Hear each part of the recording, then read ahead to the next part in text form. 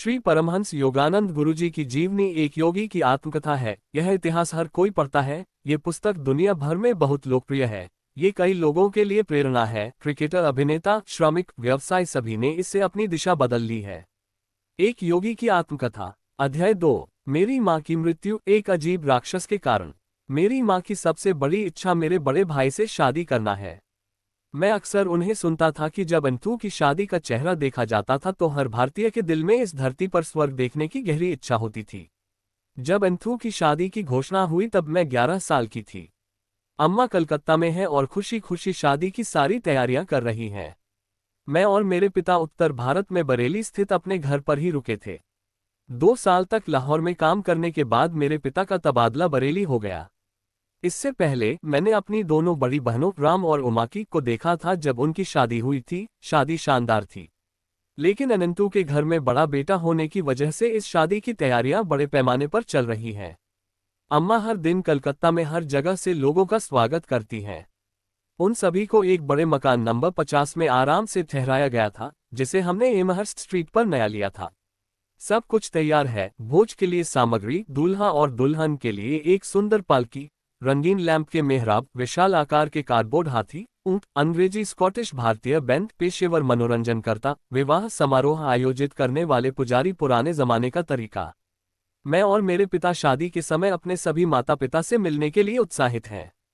लेकिन उस शादी के जश्न से कुछ साल पहले मुझे एक अशुभ सपना आया। बरेली में एक रात मैं हमारे बंगले के वसारा में अपने पिता के बगल में लेटा हुआ था और मेरी नींद हमारे बिस्तर पर तस्वीर की तरह फड़फड़ा रही मच्छरदानी की आवाज से खुली। वे पतले पर्दे किनारे दबे हुए थे। मैंने प्यारी माँ का रूप देखा। जब आपने अपने पिता को जगाया तो उसकी आवाज फुसफुसाहट जैसी थी। अगर तुम मुझसे मिलना चाहते हो तो सुबह 4 बजे पहली गाड़ी में बैठ जाना और कलकत्ता आ जाना। उस आकृति की छवि गायब हो गई है। पापा, पापा, मेरी माँ मर रही है। मेरी आवाज से निकली डर की आवाज ने तुरंत मेरे पिता को जगा दिया।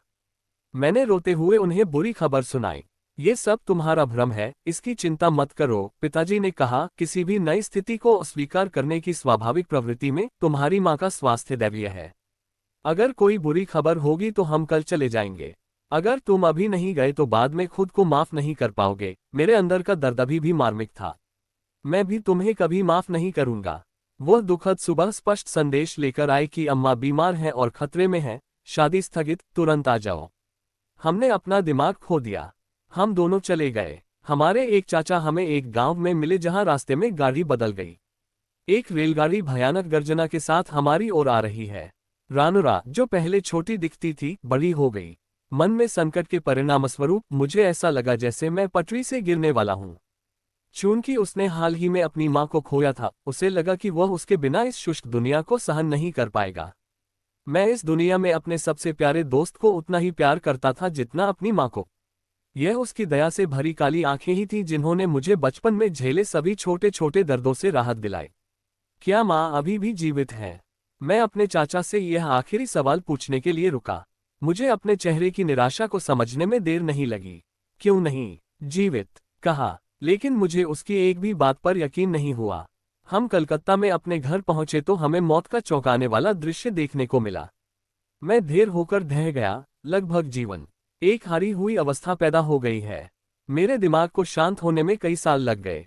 मेरी चीखों ने स्वर्ग के द्वार तोड़ दिए और अंततः उस जगतजन को पुकारा।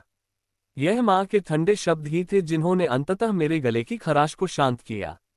मैंने तुम्हें जन्म से पाया है, कई माताओं के स्नेह में।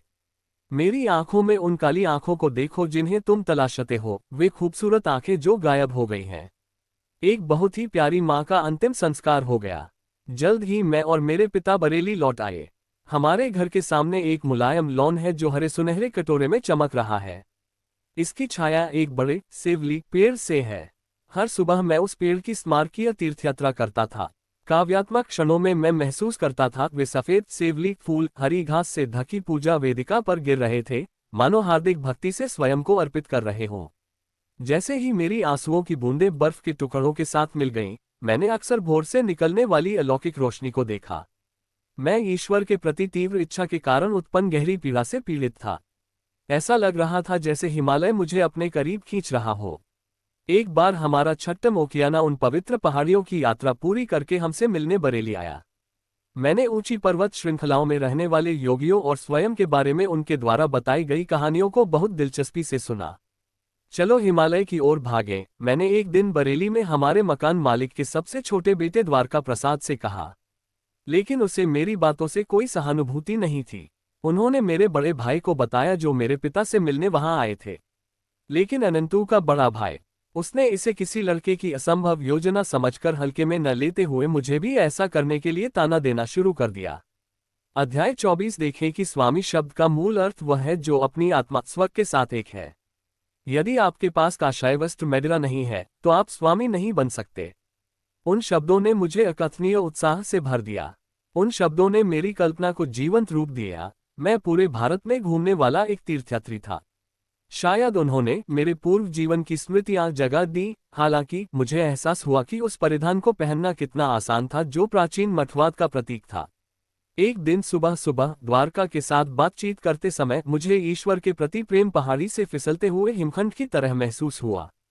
इसके बाद उसने मेरे मुख से जो वाक्पटुता निकली उसे कुछ कुछ सुना, लेकिन मैं मेरी बातें पूरे मन से सुन रहा हूं। उस दोपहर मैं हिमालय की तलहटी में नैनीताल की ओर भाग गया। अनंतू ने मेरा पीछा किया। मुझे दुखी होकर बरेली लौटना पड़ा। मेरे माता पिता ने मुझे जिस यात्रा की अनुमति दी थी वह हमेशा की तरह सुबह सुबह बैकवोट नौकर पेड़ पर जाने के लिए थी। मैंने अपनी दो माँओं को खो दिया, एक मानव रूप में, दूसरी दैवीय रूप में। मेरा दिल फूट फूट कर रोया। माँ की मृत्यु से परिवार में जो क्षति हुई है वह अपूरणीय है। मेरे पिता ने अपने जीवन के 40 वर्षों में पुनर्विवाह नहीं किया। इस बच्चे के माता पिता स्वयं हैं। इस कठिन भूमिका को निभाने में उनमें एक उल्लेखनीय परिवर्तन आया। उसके पास दूध उगाया। वह परिवार की विभिन्न समस्याओं को शांति और सूक्ष्मता से सुलझा लेते थे। कार्यालय समय के बाद वे एक आदर्श के रूप में अपने कमरे में जाते थे और शांत एवं मधुर मन से क्रिया योग का अभ्यास करते थे। हमारे बेचे जाने के काफी समय बाद मैंने छोटे मोटे काम देखने के लिए एक अंग्रेजी नज़ लाने की कोशिश की ताकि मेरे पिता को कुछ आराम मिल सके। लेकिन पिता ने अपना सिर घुमा लिया। मेरे लिए सेवा आपकी माँ के साथ समाप्त होती है। उसकी दूर की आंखों में कहीं जीवन भर का स्नेह है। मैं किसी अन्य महिला की सेवा स्वीकार नहीं करूंगा जो सहमत नहीं है। मेरी माँ के निधन के 14 महीने बाद मुझे पता चला कि उन्होंने मुझे एक बहुत ही महत्वपूर्ण पत्र लिखा था। मृत्यु के समय जो उसके बिस्तर के पास थी उसका नाम अनंत था। उसने वही लिखा जो उसने कहा रखना, लेकिन माँ के कहने पर भी 1 साल में ही कह देना। बड़े भाई ने देर कर दी। जल्द ही उसे अपनी मां द्वारा तय की गई लड़की से शादी करने के लिए बरेली छोड़कर कलकत्ता जाना होगा। ऐसे में एक शाम उन्होंने मुझे फोन किया। मुकुंद, मैं इतने दिनों से खुद को रोक रहा हूं क्योंकि मैं तुम्हें कोई अजीब बात नहीं बताना चाहता। अनंतू की आवाज में एक तरह की हताशा थी। मुझे डर था कि इससे घर छोड़ने की आपकी इच्छा खत्म हो जाएगी। हालांकि आप भरे हुए हैं दिव्य उत्साह। अभी जब मैंने तुम्हें हिमालय की ओर भागते हुए देखा तो मैंने पूरे मन से यह निर्णय लिया। मैं इसे टालना नहीं चाहता था, लेकिन मेरे भाई ने मुझे एक छोटा बक्सा और मेरी माँ द्वारा लिखा एक पत्र दिया। नैना, मुकुंद, तुम्हें मेरे इन शब्दों के साथ मेरे अंतिम आशीर्वाद की आवश्यकता है। माँ ने कहा, अब समय आ गया है कि मैं तुम्हें कुछ अद्भुत बातें बताऊं जो तुम्हारे जन्म के बाद घटित हुई। जब तुम मेरी गोद में एक बच्चे थे तब मुझे पहली बार तुम्हारी नियति का पता चला था। फिर मैं तुम्हें काशी में अपने गुरु के घर ले गया। वहां आए शिष्यों के समूह के पीछे मैं लगभग गायब हो गया। यहां तक कि मैं ध्यान में मग्न लाहिड़ी महाशय को भी ठीक से नहीं देख सका। मैं आपसे प्रार्थना कर रहा हूं कि महान गुरु आप पर ध्यान दे और आपको आशीर्वाद दे। जैसे जैसे मेरी मौन और श्रद्धापूर्ण इच्छा गहरी होती गई, लाहिड़ी महाशय ने अपनी आंखें खोली और मुझे करीब आने का इशारा किया। जो लोग वहां थे उन्होंने मुझे रास्ता दिया, श्री चरणों में लगाया। लाहिड़ी महाशय ने आपको अपनी गोद में बिठाया और आपके माथे पर हाथ रखा, मानो आध्यात्मिक दीक्षा दे रहे हो। चित्तिथल्ली, आपका बेटा एक योगी बन जाएगा। आध्यात्मिक रेलिंजा की तरह वह कई आत्माओं को भगवान की उपस्थिति में लाएगा। जब सर्व साक्षी गुरुदेव ने मेरी गुप्त प्रार्थना स्वीकार की तो मेरा हृदय खुशी से भर गया। आपके जन्म से कुछ समय पहले उन्होंने मुझसे कहा था, आप उनके रास्ते पर चलेंगे। बाद में मुझे और तुम्हारी बहन रमा को भी मालूम हुआ कि तुमने बड़ा तेज देखा है बाबू।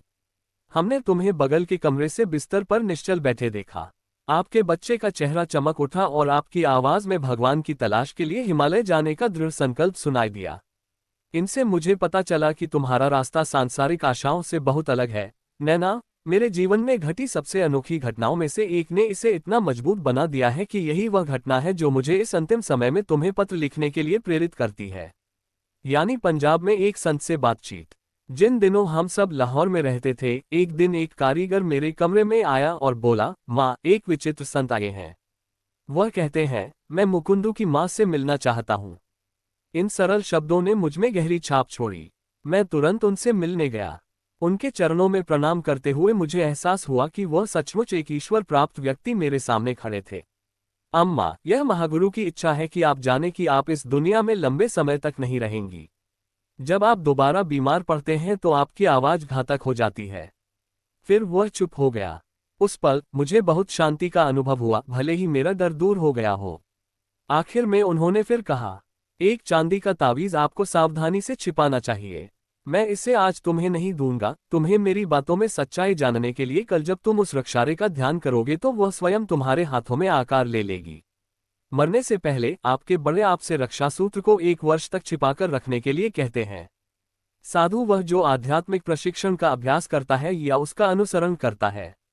जब इन शब्दों के माध्यम से मुझे पता चला कि अम्मा को गुप्त ज्ञान था कि उनका जीवन काल छोटा था, तो मुझे पहली बार समझ में आया कि उन्होंने इतनी जल्दी अनंत की शादी की व्यवस्था करने पर जोर क्यों दिया।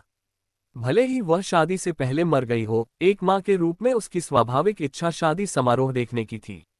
बेटा, अनंती को बताओ और फिर इसे अपने दूसरे बेटे को देना सुनिश्चित करो। मुकुंदू को महागुरु के माध्यम से उस रक्षारेखू का अर्थ पता चलेगा। यह उस समय उसके हाथ में पहुंचना चाहिए जब वह इन सभी सांसारिक आशाओं को त्याग दे और ईश्वर की गहरी खोज शुरू करे। वर्षों तक इसे पहनने के बाद जब इसका उद्देश्य पूरा हो जाता है तो ये गायब हो जाता है।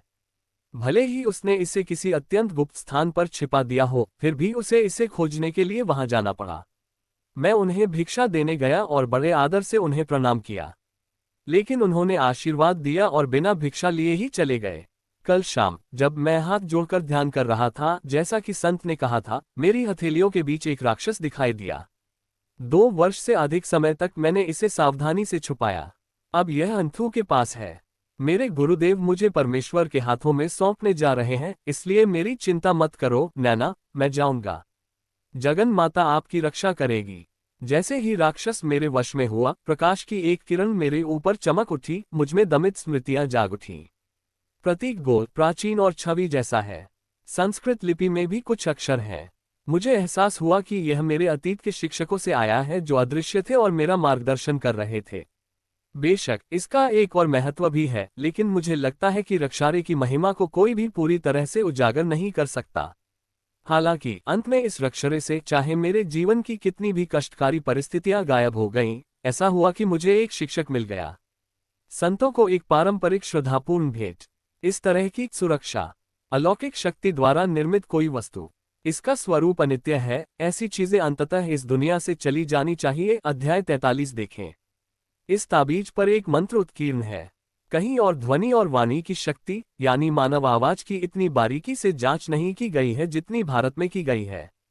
ओंकार नादा प्रतिक्रिया बाइबल की आवाज या कई समुद्रों की गर्जना जो पूरे ब्रह्मांड में गूंजती है, उसमें सृष्टि के 3 रूप या गुण हैं। इस अध्याय में ये बताना आवश्यक नहीं है कि मामले की व्याख्या कैसे की गई, लेकिन हिमालय तक पहुंचने के अपने प्रयासों में निराश होकर वह लड़का हर दिन अपने रक्षक के पंखों पर दूर दूर तक यात्रा करता था। तैत्तिरीयोपनिषद 1:8। जब भी कोई मनुष्य कोई शब्द बोलता है तो ये तीनों अनसुना कर देते हैं। ऐसा कहा जाता है कि वह एक गुण को कार्य में ला रहे हैं। सभी धर्मग्रंथों में बताए गए कर्तव्य सत्यम वध के पीछे यही कानूनी तर्क है कि मनुष्य को हमेशा सच बोलना चाहिए। यदि उस रक्षारेखू के संस्कृत मंत्र का ठीक से जप किया जाए तो इसका आध्यात्मिक रूप से लाभकारी प्रभाव होगा। एक आदर्श निर्मित संस्कृत वर्णमाला में 50 अक्षर होते हैं। प्रत्येक अक्षर का एक विशिष्ट निश्चित उच्चारण होता है। अंग्रेजी वर्णमाला, जो लैटिन भाषा पर आधारित है, अलग है। इसमें मौजूद 20 अक्षर अलग अलग ध्वनियों का बोझ सहन करने में असमर्थ हैं। इनके बारे में जॉर्ज बर्नार्ड शॉ ने अच्छी बुद्धि और प्राकृतिक हास्य के साथ एक निबंध लिखा।